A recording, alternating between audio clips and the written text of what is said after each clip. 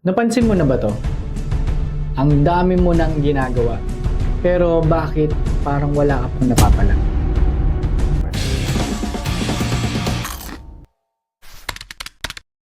Darating yung araw, yung gigising ka na lang, hindi dahil excited ka, kundi dahil kailangan mo. Yung tinatawag mong passion, unti-unti nang nagiging pressure.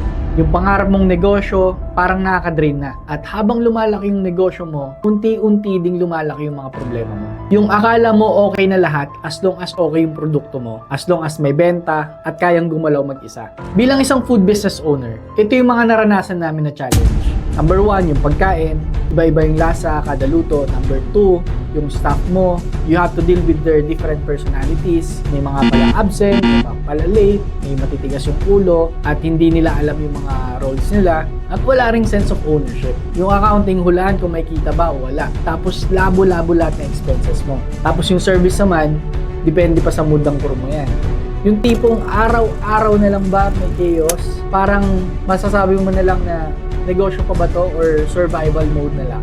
Doon ko na-realize na hindi talent yung kulang, hindi rin sipag, kundi yung sistema. Kaya, unti-unti namin binuo yung foundation ng negosyo namin para gumaan yung trabaho. Number 1, ang ginawa namin, gumawa kami ng operations manual. Lahat ng food prep, nandun na. Lahat ng ingredients, yung timpla, yung holding time, yung shelf life, critical control point, plating. Every time na mag-hire ka ng bagong kusinero, yun na yung susundan namin.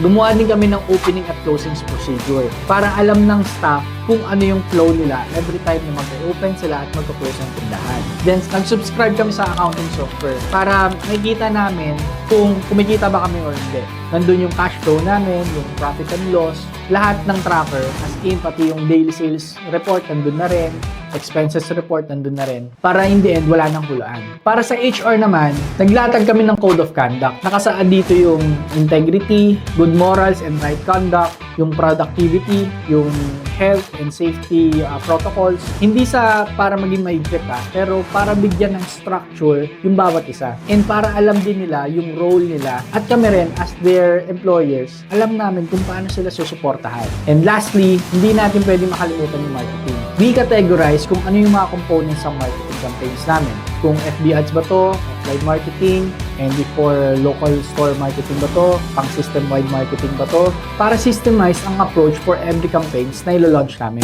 After namin ma-establish lahat ng sistema namin kada department, mas maayos naging flow, mas nakakatulog na, mas may direction na. At ang pinakamahalaga ay yung bumalik yung excitement mo. Yung feeling na, yes, this is why I started. Kaya kung ikaw ngayon ay pagod or parang nalulunod na, parang ikaw lang ang gumagalaw sa negosyo mo, baka hindi mo kailangan ng break.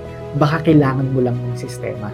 Pero don't get me wrong hindi rin madaling gumawa ng sistema. You have to do some trial and errors bago mo ma-perfect kung ano ba yung gusto mong sistema para sa'yo. And you have to continuously improve your system. Kaya kung gusto mo mag-deep dive kung paano namin binuo yung system namin, just like and follow and check out pa yung mga ibang video sa page namin. And see you on the next Big Bang.